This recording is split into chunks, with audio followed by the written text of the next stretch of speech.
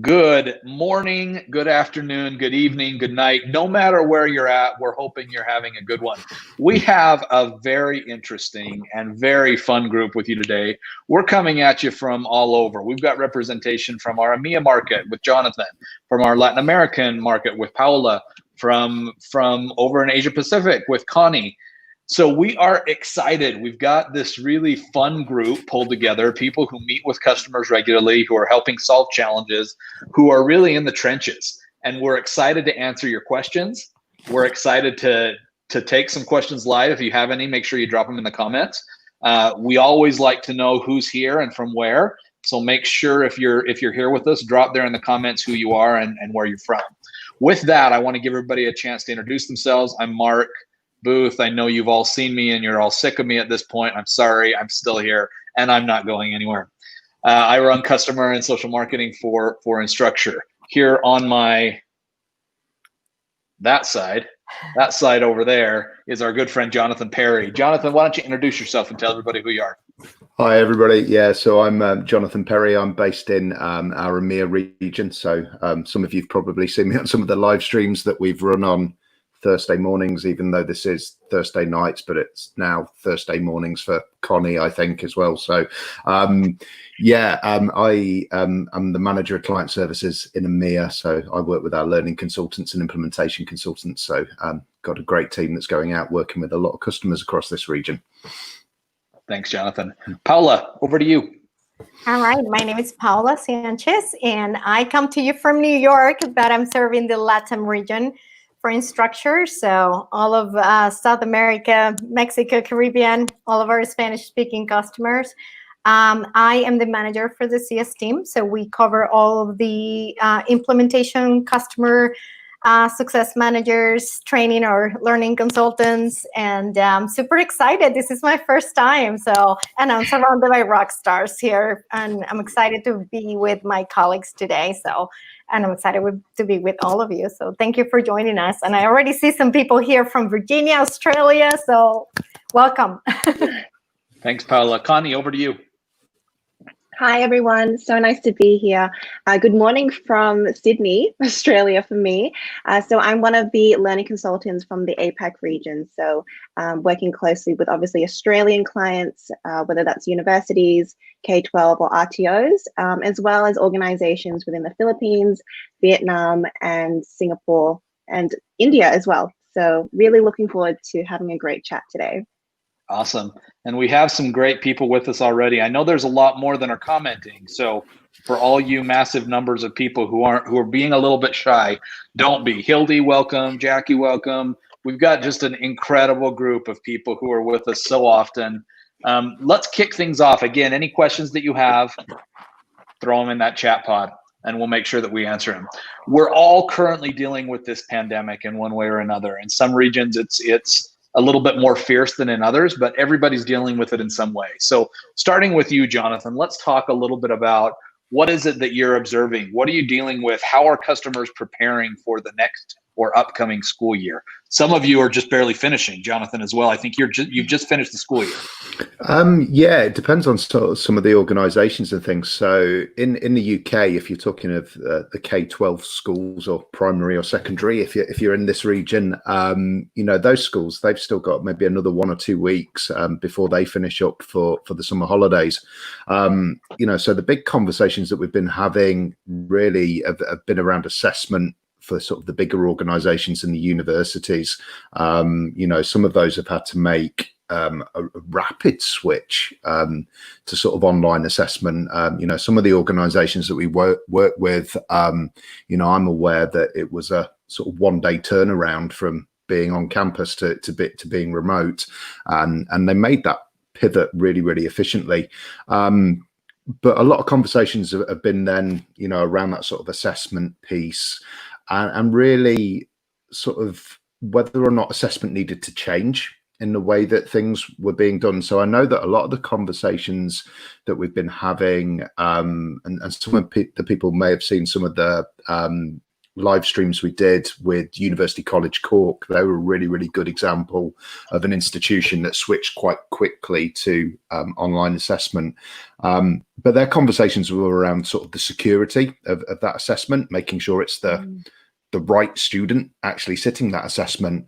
But then there was a lot of really innovative thinking around the way that that assessment would take place. And quite interestingly, today I was actually involved in a conference at another big university, Swansea University in South Wales, and they hosted a online conference, for teaching staff, and that was solely around assessment and feedback.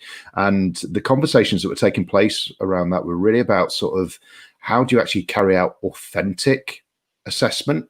And rather than thinking that this is a switch in response to COVID, a lot of the conversation was actually around authentic assessment and the opportunities that technology actually allows to enable assessment of students against the learning outcomes in probably a better way that actually prepares them for moving into the real world. So that's the big sort of conversation.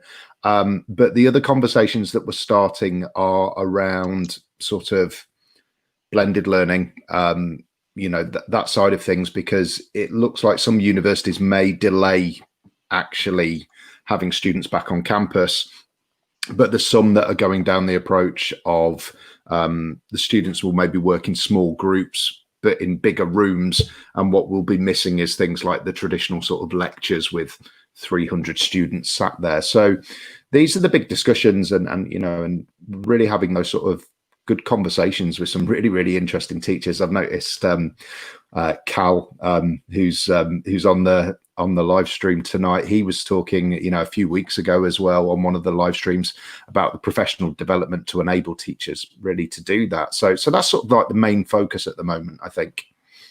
We do have excellent points, Jonathan. We have some rock stars from our Canvas community who are on Twitter, who are on here. So Cal is a great example. If you're not following him on Twitter, go check him out. He has some really, really hot takes, if you will, on Canvas that you want to make sure you're a part of.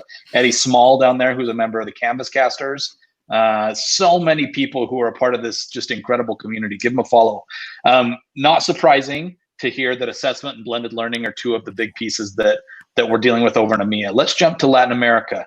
Paula, any differences? What are the big kind of hot topics in region right now? I would say certainly online assessment is one of them. And, I agree with Jonathan. Some of the things that we hear is about security, right? The worrying about the integrity of the assessment when it's, online. I think also we're seeing a big shift, right? We're in Latin America, we were starting to grow all of our EdTech digital movement into the education world. And now, right, we had to do it. We're ready or now, here we come, right? It's like we had to do it. And I think it presented a lot of challenges from many, many aspects. I would say, if I were to highlight something that I saw very close was, having the teachers be prepared to deliver remote instruction, online instruction using a learning management systems, something that maybe they didn't even had before, right? So as an institution, how do you prepare quickly your teachers to be able to deliver that? And while that's happening, right, you have things that cannot stop. You cannot stop to say, okay, let's train for a few weeks to prepare for this. So I think the challenge, and we still see that, right, because we're still in it and we continue, and we don't know when this is gonna end, but it's been a transition of how do we prepare our teachers with the limited time, limited resources, limited availability, and something that might be new for them.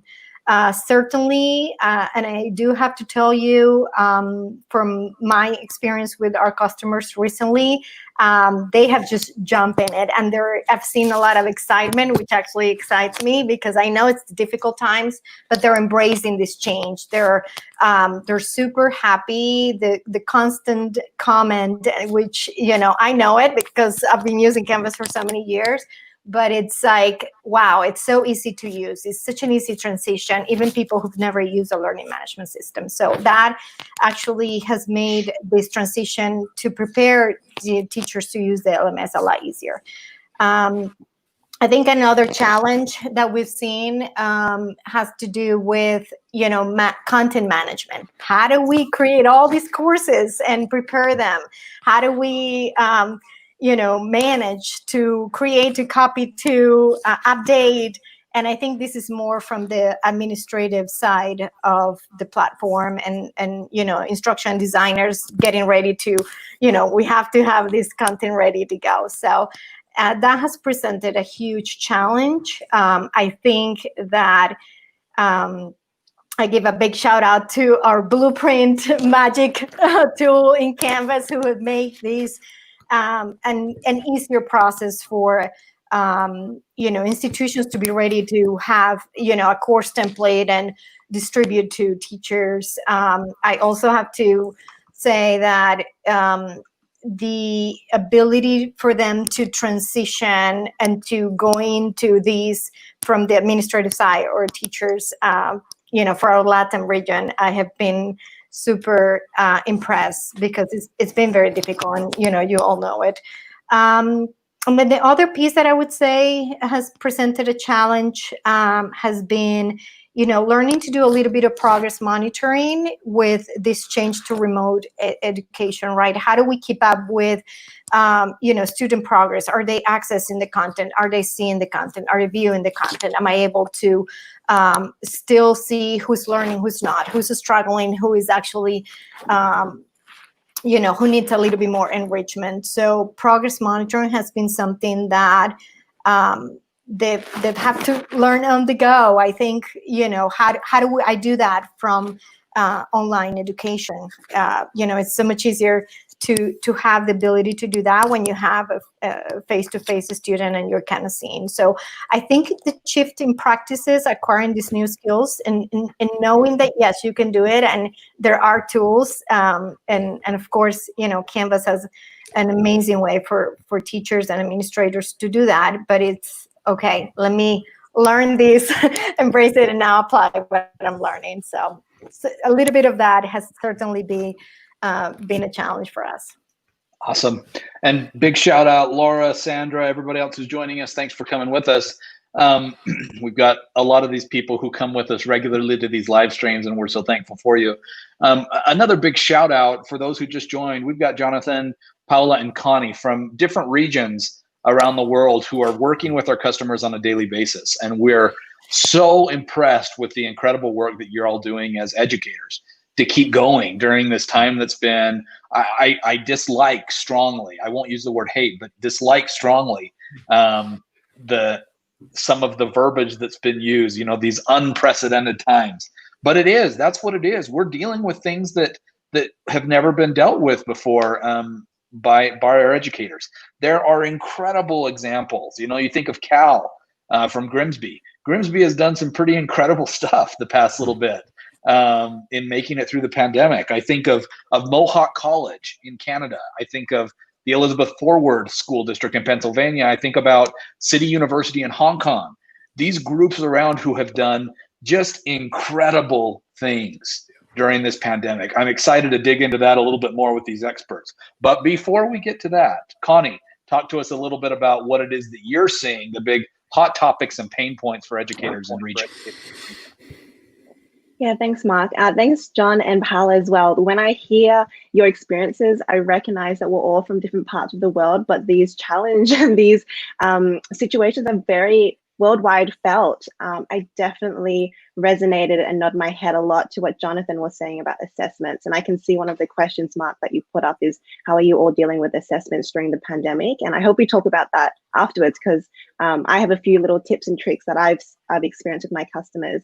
And Paola, your messaging about modules and actually being able to check the progress of your students has definitely been something I've seen as well. And where the power of course analytics inside of Canvas has been so powerful to see if your students have actually viewed the pages, right? Have they actually participated?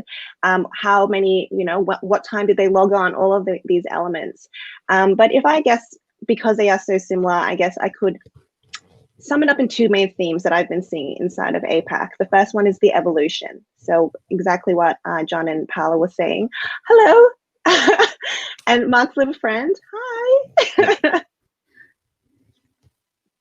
Yeah. Hey everybody, And, we have a special guest in the name of education. We're so grateful and happy that our little buddy gets to join us. This is my little son.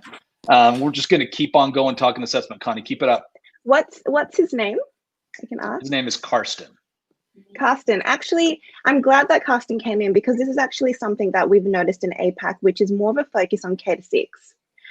There are so many more K-6 junior schools that are asking about, oh wow, we've never thought we actually had to build content for young audience, for young learners. And I know there's been a lot of videos and resources on that, but that's definitely a theme as well we've actually seen in Australia as well. Lots of schools asking us, what's the tools, new quizzes, hotspot, all these elements, these fun new tools that we can use to help that target audience. In terms of what I was just saying before, yeah, in APAC, we see evolution. So from people adopting from having to teach remote, so just putting what is on paper online just to survive, to adapting and saying, this pandemic might go on for a little bit longer, so we probably should turn remote into online learning, to fully embracing that this might just be part of one of the offerings that they have and having this as a blended model.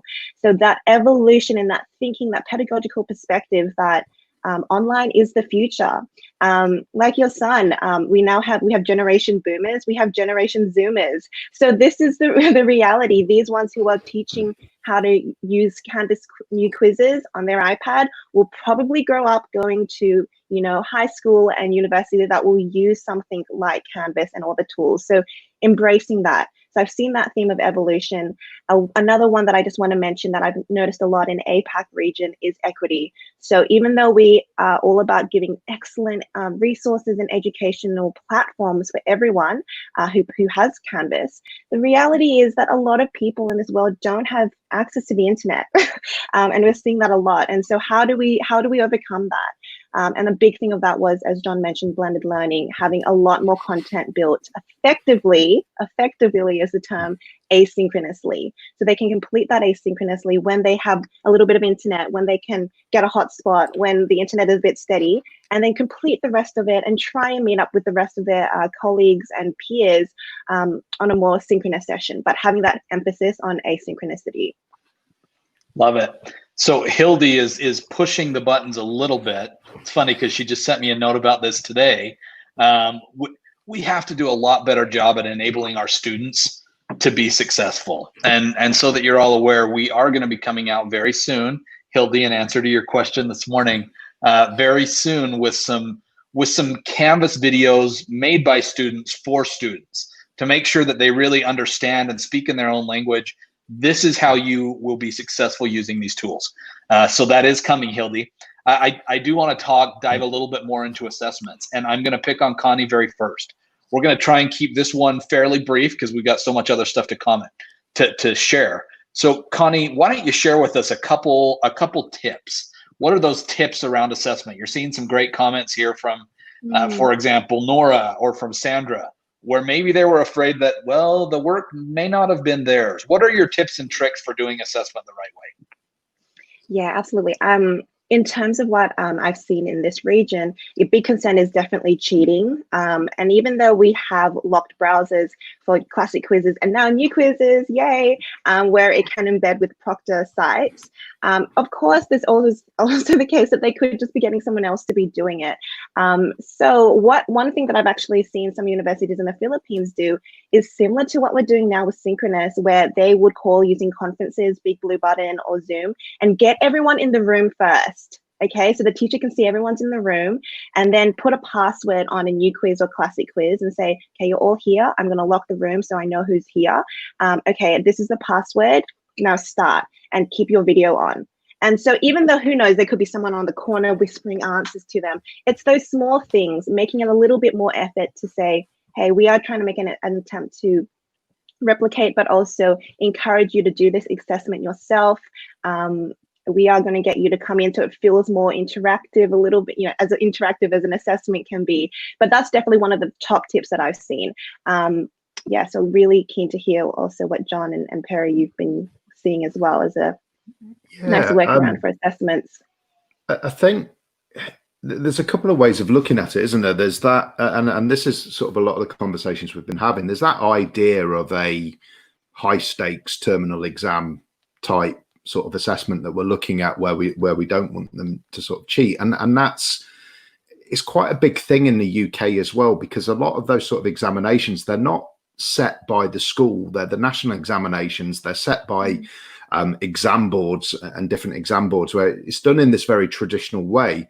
And so in the UK, where that's been scrapped because they said we can't put people into a room, a lot of those assessments haven't actually been put online. And so the conversation, though, what's actually going through, it's sort of moving it, because they're saying, right, we need to look at students on how they've performed over the past year or the past 2 years. So what we're doing is we're not looking at a snapshot or a photograph at that point in time. You sort of, it's looking at the video of the student to see how they've developed and how they've grown. And so, you know, although it's maybe not the fix at this point in time with the assessments that maybe need to take place and that need to be standardized, I think it's starting the conversation in the direction of a way that I actually really, really like, which is, let's assess students in a different way. And, you know, and we're seeing people discussing assessments with some universities where students are expected to go out, take photographs of things that they see.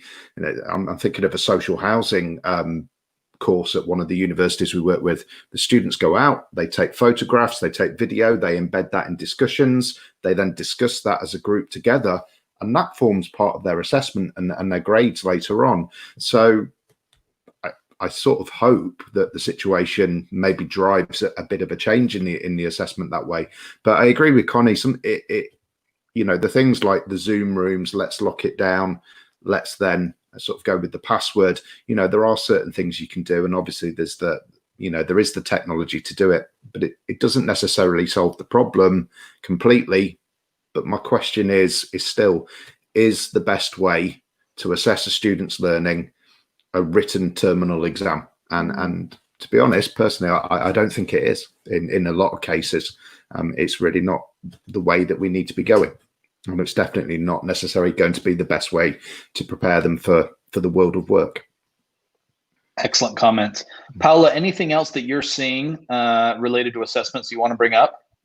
Yeah, no, I just wanted to add to this. I think Connie and Jonathan kind of, mention a lot of the good strategies and sort of the shifting of thinking that we need to do when we're creating or thinking about assessments. I think for me, sometimes the conversations with the teachers when they're trying to create these assessments is, what's the outcome you're expecting, right? What data you're trying to get from the results of that assessment that you're trying to create. And I think that is just driving the thinking. Okay, wait, I'm trying them to practice with this information because it's a part of the learning of the unit, of the chapter or the topic that.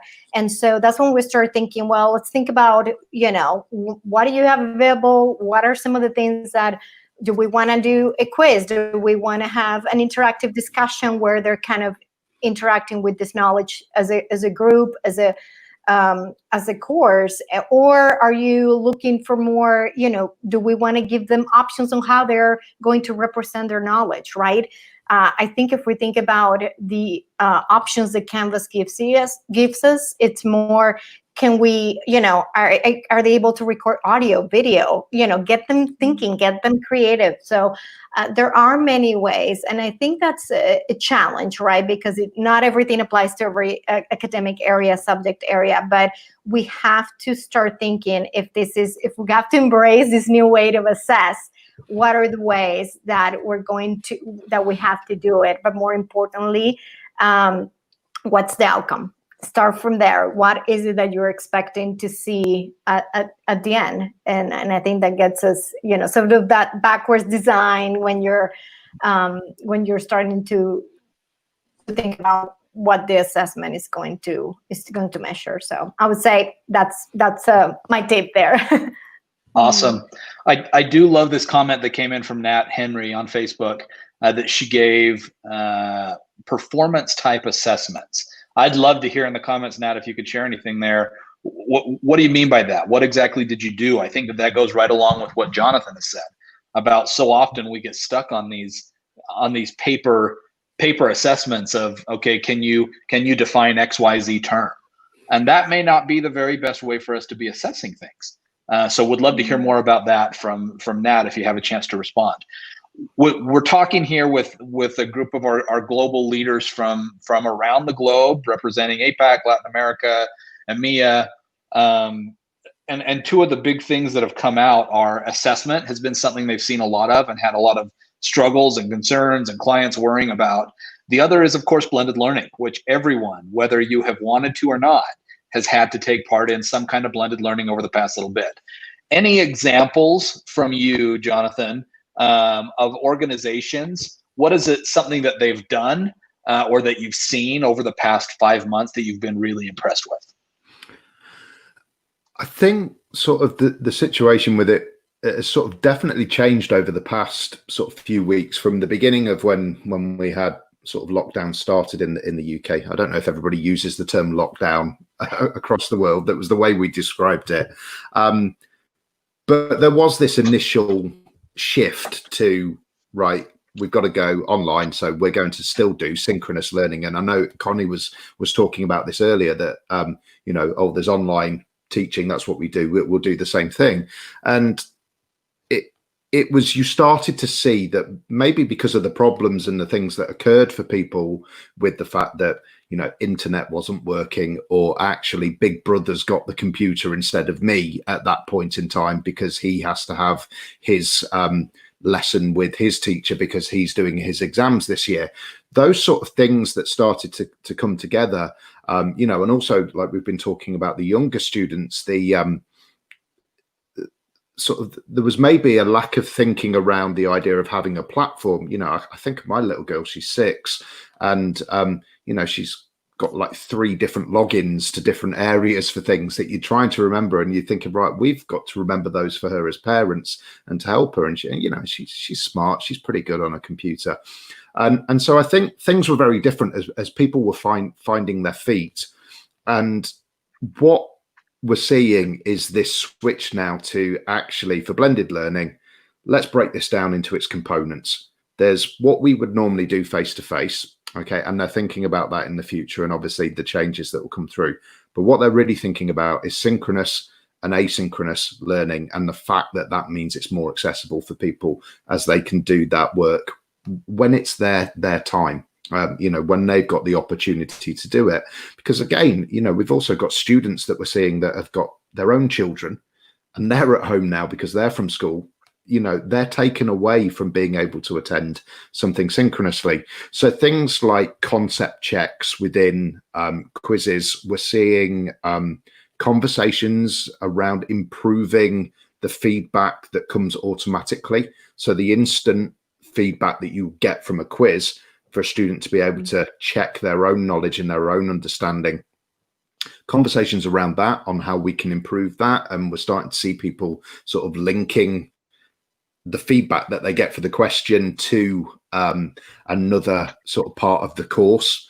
We're sort of seeing the conversations as well around with blended learning, sort of how that can be combined with adaptive learning. So there's a lot that, there's the terms of scaffolding people are using for building up, and students being given a pathway and access to resources when they've got to a certain level. So things like mastery paths, it's really nice to see people having the conversations around that and starting to develop that, to give students a little bit of choice in what they're doing as well. Maybe they'd be given choice in the way they work in the classroom on a project.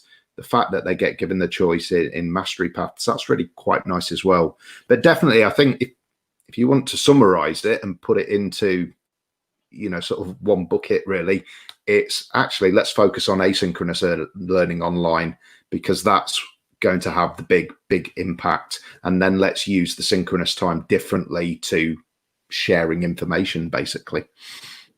Love this. Paula, let's jump over to you. Any specific examples or things that you've been impressed with clients over the past 5 months, how they've dealt with this new blended learning scenario?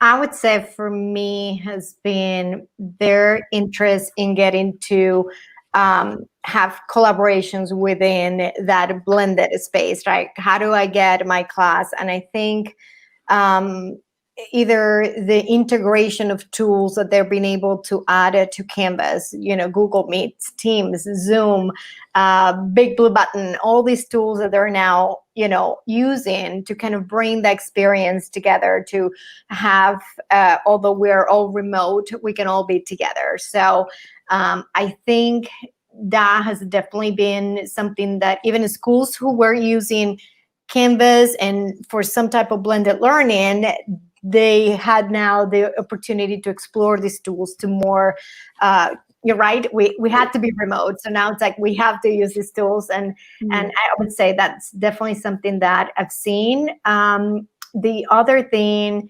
and speaking of the integration of tools, is certainly how do I make content more interactive? And it always comes back to, all right, how can I integrate tools within Canvas for my students to have those opportunities to create that engagement or interaction? So for institutions who have been using Canvas, they definitely jump right quickly to find, what tools are out there.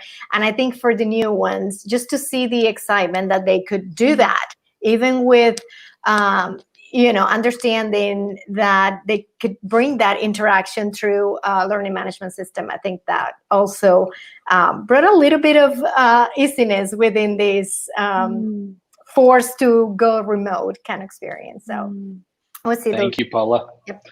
Connie, over to you. Things that you're seeing that you've been most impressed with during the pandemic. I just wanted to comment on Paula's message about how Canvas is open source. So it's been so wonderful that all these LTIs have been able to work almost seamlessly with Canvas. And so a lot of organizations don't feel that pain too much. It's not too different to what they're already doing. Just in terms of that, yeah, definitely blended. We're seeing it everywhere. We've actually been saying in APAC 80-20, so 80-20 actually being asynchronous work. And in terms of building it effectively, as I said, that terminology, really, I think it's also coming down to when you're consulting with the organization and you're training different teachers, getting them to understand that maybe recording a 2-hour lecture of themselves and then just chucking it into a page is not necessarily effective. It might be how things used to be done. It's how things were done in the medieval days. One person talks and everyone listens and takes notes. But let's be real, we have phones, we have distractions. So one, just getting people to change, have that perception shift that maybe it's not the most effective, just like John, as you're saying, assessments, how they used to be done and still kind of are done, are not necessarily moving with the times. So really, elaborating some just basic video skills, like how to create engaging short content for those who have Studio. And if you don't have Studio, I highly recommend you look into it.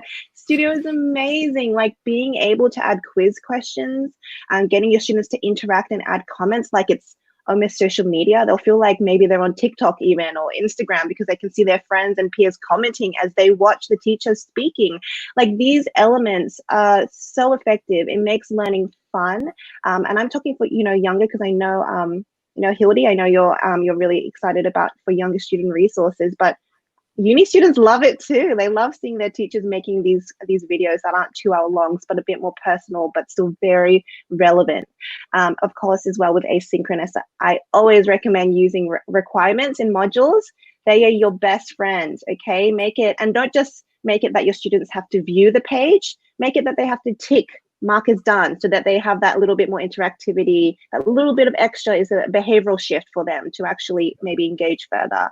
And we were talking about how we have a lot of LTIs that are built in, but I've actually found really amazing uses of just using classic quizzes to do anonymous quizzes and surveys to get your students to reflect on what they've just covered in a module. Okay, so just getting them to reflect using discussions, but using it in a flipped way. So here's all this great stimulus, here's this reading, share your thoughts, and then let's have a chat about it. We'll have a chat in our tutorials. And then last note, with that being said, what I love about Canvas is that it's all encompassing, so that if you did want to organize some small group tutorials or group work, use the calendar, use appointment groups, because then you can get your students to actually say, hey, watch all this in your own time. But now there is going to be a time where you all have to call in, or you have to do a group work. So just quickly reserve a spot for yourself. So getting your students to feel really empowered that they are, you know, pioneers of their own learning. So many great tools. I think that Canvas is a tool, and it can really empower different universities and schools that I've seen really make it their own and make it asynchronous. Love it. I love that Connie got into some specific examples there about modules and assignments and calendar and different things that people are using to be successful during the pandemic.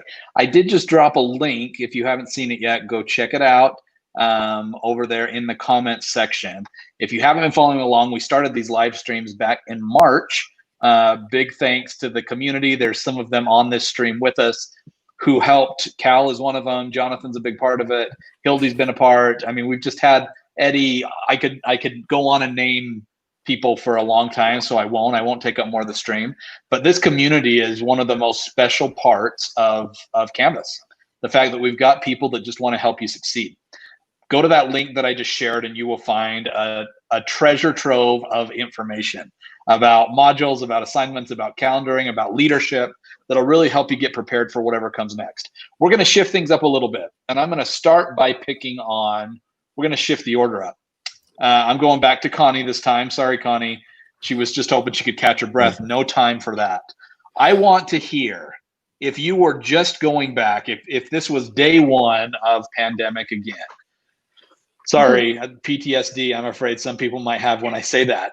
But I want to know the top two or three tools within Canvas that would be your go-to. What are the things that you would absolutely be using? Okay. So yeah, time porting back there. Okay, so imagining that I was in the shoes of my clients and what would be really important. First one would be calendar. Okay, so everyone who knows me knows that calendar is probably my favorite tool because I love color coordination. But more than that, I really like that if we're going to, because if we think back at that time, it was about survival in the sense of getting all the content that is normally delivered live online. So transitioning, a lot of people were really using Zoom. So getting your Zoom link or even embedding conferences into your own Canvas calendar so that your students know to call in at a particular time so that they can see you. Perfect. Really, that just is like that band-aid that you need so that you can still feel connected with your students. Okay, so that was probably, and there's also, I love the calendar because you can do scheduling groups, etc. But the second one that's a little bit different, and I'm sorry, I'm probably going to steal that. Like, well, these are my favorite. They might not be the same as John and Paola, but my second one that I mentioned is actually discussions, because we noticed when the shift first happened, even people who have had the Canvas subscription for years, were like, where do we start? Where do we go? And I always find that even in my trainings and consultation times, discussions is such a big win because they're so easy for the teacher to make. Like, you just fill in a text box and give instructions, maybe put a nice video or text there, record yourself, whatever. And then your students can comment to each other, because honestly, you have to think about what your students were going through. It was such a traumatic time as well for teachers, of course, everyone, but students disconnected. They're no longer seeing their peers every day. So being able to see your peers' comments is I think was so powerful, knowing that you can actually see them and that they're commenting and doing the same work as you, and you can almost feel like you're in the same classroom, joking with each other, liking each other's posts, commenting on each other's posts. Super powerful. So calendar, discussions. Third one, I think for teachers is just modules, but really utilizing having text headers. So breaking up the content. So I saw some as a band-aid or substitution. It was literally putting week 2, week 3, week 4. That was just the name of the modules because they didn't know how long they would need this to go for. Maybe they thought lockdown would only be for 3 weeks. Okay. So as substitution, get your modules, just title it super simple so your students know this is week 2, this is week 3, this is week 4, and then use subheaders to just say what you're covering in each element, and then just chuck all like the pages in. If you have Google Drive or Office 365, you could just embed it directly into it, but at least it's one place, like one shop for your students to know where to go. This is everything to do with week 2. Okay, let's take it step by step. So those are the top 3 things I would have done if I could transport back. Awesome. Thanks, Connie. Okay, next up, again, we're talking right now with some of our global leaders who are meeting with clients all the time. I just asked Connie, I said, if we could go back to those, February, March, January, depending on where you were at, time frame where we started dealing with this pandemic, what are the tools within Canvas you would have made sure that you used? Connie talked a little bit about calendaring, about the discussion feature, and about modules. Let's move on to Paola. Paola, some of them can be the same, but I'm going to tell you, you've got to have at least something that's different. So what would your top 3 be? Well, I would have definitely chosen those. Plus, I'm going to give you more, and I can certainly pick more than 3, but I'm going to give you my top 3. I would say download the app.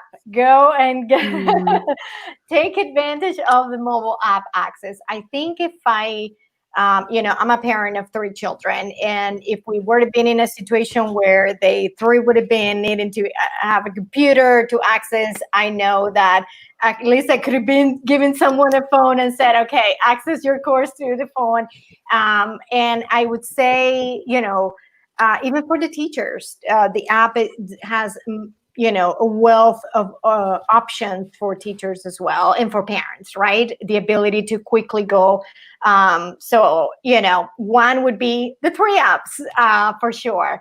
The other one would be certainly Blueprint. And I'm thinking here from the administrative instruction designer, sort of that school that had to make a quick transition, and I know I mentioned this earlier, to having to create this content. So definitely, how could I have leveraged the Blueprint at the time where I had to create tons of courses in one day? So, if you've never used Blueprint, do check it out, especially for our admins. It is a great tool for you to have the ability to manage content in an easier way. So certainly, copying, updating content, and still having the ability to associate courses to a Blueprint and keep it associated to update as you need it. So that would be certainly my number 2. And I know I can only pick 3, and I'm debating here because I have to say that one of the things that has saved me many, many times, but I think we saw a huge impact during this time, was access to the community and access to all of the resources that were already available or that were put up when this whole thing came up. So I saw an incredible amount of resources from users and sharing information. I think that was a go-to place for many people. And if people have not, and I hope not, but if you've not visited the community and you don't know the communities, I would certainly say it's a wealth of resources, and certainly save a lot of people during this time. And so I would say those are my 3. Thank you, Paola. So we're talking right now, if we were going back in time, don't worry, you're not really. We're just going to keep going forward at this point. But if you were going back and trying to figure out, where do I start? How do I get moving? How can I be most successful with my educators or with my students, depending on what your job is? What are the Canvas tools you would make sure you use? Connie talked about calendar, about discussions, about modules.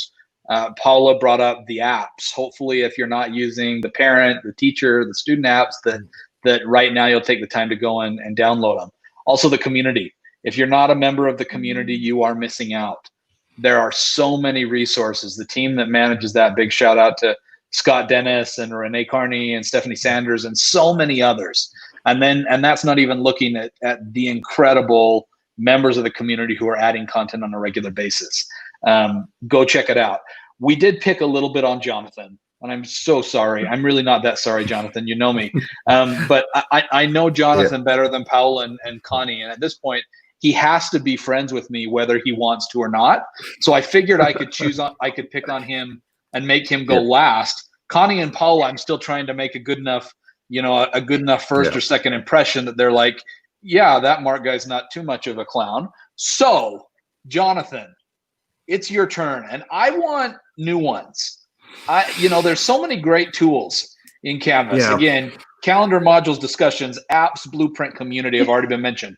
What are other tools that you would make sure you would be using if you were just starting in this blended learning or online learning environment? I think there's a couple of ways of answering this on, and some of those tools that I want to talk about probably sort of integrate and embed in the other areas that we're already mentioning too. I think my top tip and the simplest thing that we sometimes forget about is just reminding people about on clarity of instruction. And so when we've talked about an assignment name, or we've talked about something being put into the modules, just by putting in a simple verb at the beginning of the title can really, really help students, you know. And I see that with a young daughter, where you're helping her with her work at home, and you're trying to decipher some of the instructions just to really work out exactly what is it you need to do. So I think, you know, something like if you've got a content page and you're using the rich content editor, I'll talk about that tool in a minute, because I think that's one that we sort of underestimate a little bit in terms of what you can actually do with it. I think, you know, if you've put a video on a page which has got some of the content that you need the students to interact with,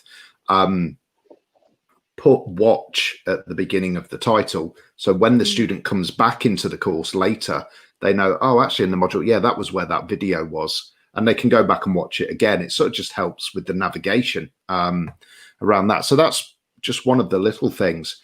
And I think that ties into then the tools that I would say would be video, which you can use in lots of different locations, but it's the tool that's embedded in Canvas there. So in the rich content editor, if you want to explain the instructions to your students, just record yourself doing a video in the rich content editor and explain it to them, give them the advice.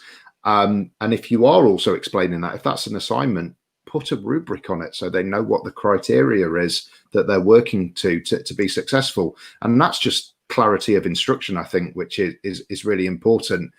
But then video, it just opens everything up. You know, the speed grader, using the video tools there, the fact that you can actually explain to a student what's really, really good with the work they've done, what is it that they can improve on, you know, that's very different to written text, where depending on how bad things have been that day with everything going on, or how happy you are at home, you interpret written text very, very differently. Video, you can put a smile on it and really encourage the learning. So I think video is a big thing. And as Paola said there, with the mobile, video for students then. So rather than giving students 100 maths questions, get them to do one, but explain it to you on the video, so you actually understand what they're thinking, where they're getting it right, where they're getting it wrong. You know, that can be such a powerful tool in terms of understanding their learning, compared to, right, this kid's got 60 out of 100 of these maths questions or these science questions, you know, something along those lines. The video, we can get them to explain their thinking, which is, I think, really, really valuable. And I think that video bit as well, if we continue that with the rich content editor, you know, Connie's spoken about discussions. I absolutely love them, but it uses the rich content editor. So I can put the video in the discussion, so the students can actually watch the video, pause it, get involved in the discussion. You know, they can do that in Studio as well. If you've got Studio, but if you haven't got Studio, put your video in the discussion and let them talk about it and engage with it. So I don't know, is that more than 2 tools? Is that 3 tools I've done there? I don't know. I've lost track. That works, Jonathan. It works. Yeah. I think that what everybody is gathering, and Susan, thanks for your comment, great ideas, totally agree. There are so many incredible resources and tools available in Canvas and in the Canvas community for you to be successful in the classroom, whether you are physically in there or whether you're running a blended learning experience. Rich content editor, video, speed grader, discussions, modules, calendar, and the list goes on and on. One of the things that I love that wasn't even brought up here, and I'm sure they'd be like, oh yeah, my teachers or my educators love this, is the idea of message students who. How many of you, Jonathan, Connie, Paula, have had a client who have been like, what? I can do what with message students who? Yep. So many. She doesn't have enough fingers. Connie doesn't even have enough digits to be able to showcase how many people love this. There are tools aplenty, if you will, to be able to really, really go in and help your students be most successful. Okay, as we close out, we're already at 49 minutes, 50 minutes, excuse me. We could keep going for another 3 hours, but we realize that it's almost midnight for Jonathan. He's starting to get a little bit sleepy. We're not even sure what he's drinking at this point. It's clear liquid. That's all you need to know. Yeah, it is. Yeah, it is. In a colored glass, so nobody can tell. So we're going to pick on Paula very first this time. And Paula, I just want any closing thoughts for you as we go into the next months, as we don't know exactly what's going to happen. You know, we're seeing some announcements come out by institutions. I was on the phone with a principal just 2 days ago in the K-12 space down in Arizona, who is their district and organization has kind of 3 different scenarios. A scenario where people come back to school, a scenario where people come back to school and they have an online option as well, and a scenario where online is all that's going to be happening. What's your recommendation? Not recommendation as to should they go online or not, but give us some words of advice on how do they prepare for the future, not knowing exactly what it's going to look like. Yeah, I guess certainty, we don't know. And one of the things that we've seen is that we have to prepare. We have to prepare, and we're doing it, right? I think, institution I was training this week, the admin said, I told all the teachers, prepare to deliver that instruction online. Even if you have your material, your course, your already in Canvas, and you have to turn around and deliver face-to-face, then it's already there, right? So it won't hurt for you to get prepared and have that mindset of, this is what might happen. But also, as you're doing that, if this doesn't go this way, is what I'm doing is still something that's going to help me do it in the other way that's being planned, right? There's a lot of uncertainty, and it's, no one likes to work in that uncertainty environment. But I feel that, if we are prepared, we're definitely in a much better place as far as we went, I feel, through the worst part of that, right? The unknown, you have to be ready for this tomorrow. I feel like we've gone through a stage now where we're like, okay, I feel like I got a handle of something. Definitely in a much better place on some of the work and knowledge that people have acquired and what remote will look like. You already did it in an emergency, right? So I feel like we have a little bit of time in a way to prepare a little better. So leverage what you did. That would be my advice. Start leveraging what you already prepared and try to look back and see, in that situation that you had, what are things that you can enhance and make better. Teaching and learning, it's all a process, right? We learn. You never teach the same thing twice, the same ways. There's always something. So go back to what you did, see what you can revise, see what you can improve, what worked, what didn't, and then make a plan from there.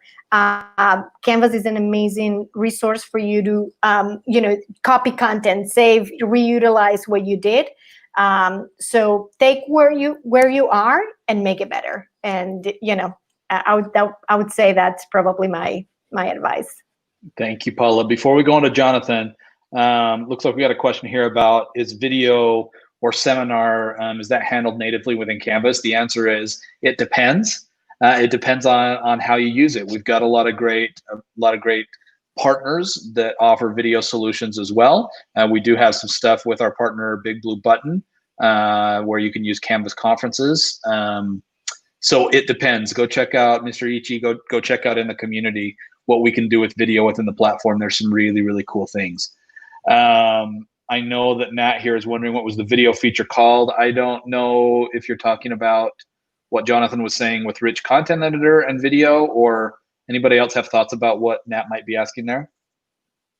I'm not sure it's whether or not, we spoke about video in a few locations there. It is literally just the video in the rich content editor that I was talking about, or the fact that you have the video within the speed grader for when you comment to students as well. We were talking about that.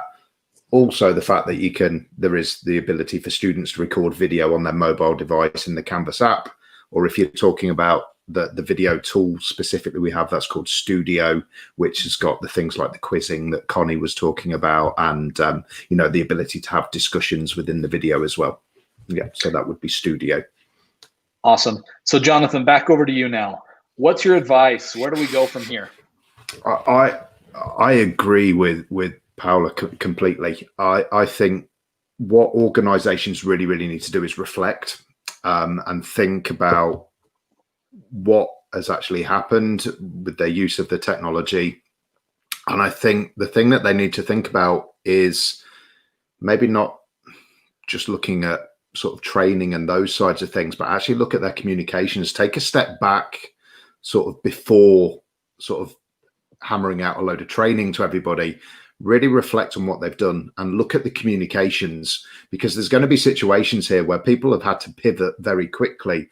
So we know that there's going to have been some challenges for some people, and we know that as educators we talk to each other, and sometimes those challenges might mean it looks like that technology is a bad experience for people, when actually there's been such amount of good stuff that's gone on for the majority of people, where actually they've gone, this has worked great, this has made my life easier, I'm going to use that in the future anyway.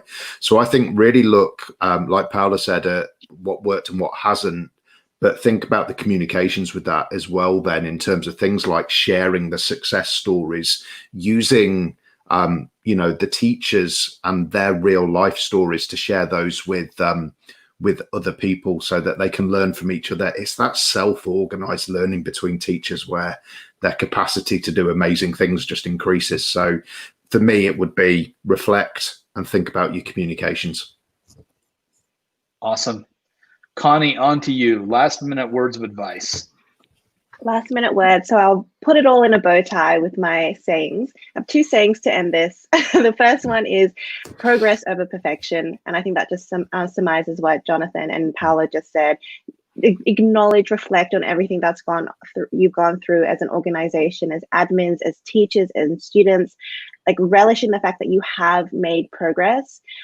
We don't even know what perfection looks like yet. Would that be an ideal online organization? Would it be having everything onboarded for your organization? Maybe reflect on what does that look like? What is your end goal? Even if COVID wasn't happening and you wanted online learning, what would that look like? But aim for the progress towards it. So that's it. And then the second thing that I want to say is, and actually Hildy mentioned it when she was talking about direct share. And I know, John, you've also done a webinar about the beauty of sharing. So my last one is sharing is caring, not just in general, but in terms of Canvas, there are so many opportunities, blueprints, like Paola said, community as well, direct share, and even like last thing that we've seen in APAC is we have some enterprise business with consortiums. So maybe like the Anglican diocese, the schools there, the Catholic diocese, and they've been working together, and universities as well, to share resources with each other to make it easier, because at the end of the day, we do need to collaborate and bring things together. And that Canvas is built to share those resources and courses so much easier. So yeah, progress over perfection and sharing is caring. Progress over perfection and sharing is caring. I love it. Great way to end this thing. Big thanks to Jonathan, Connie, and Paula, and to all of our customers and friends from around the globe who have joined us today. Remember that we have just an amazing amount of information for you on the Instructure.com website. Also, if you're not in the community yet, it is definitely time, or past time, for you to be able to go and check it out. Lastly, before we finish, I want to make sure everyone is aware, I hope you are, but we have a really incredible opportunity set up for all of you coming up on October 15th. Normally CanvasCon or InstructureCon would be happening in person, and then we would have a version over in our Asia Pacific region and in our EMEA region and whatnot. With what's happened with COVID, this time things are changing, and it is going to be 100% online. And we have an incredibly large amount of people who have already registered. I got an update earlier today on where that was, and the number is very big. We have a lot of people who are interested in this event. We've got two pretty incredible speakers, Sal Khan from Khan Academy. I have heard Sal Khan speak as a keynote at a previous conference that I was at, and he is, you don't want to miss him. He's very inspiring. LeVar Burton, any of you Reading Rainbow fans out there, if you're old enough to even know what that is, I definitely am. LeVar's going to be there as well. Please consider joining us on October 15th. Go and sign up today. We are signing off for now. We're going to hope to do one of these at least once a month to bring together some leaders from around the globe and to just talk about what it is that we're seeing, what it is that we're hearing, and how we can best help you prepare for what we think could be, maybe months, maybe who knows how long it's going to be. Stay safe out there, everybody. Thanks again to our participants, and we will talk to you soon. Thanks a lot. Bye-bye. Bye.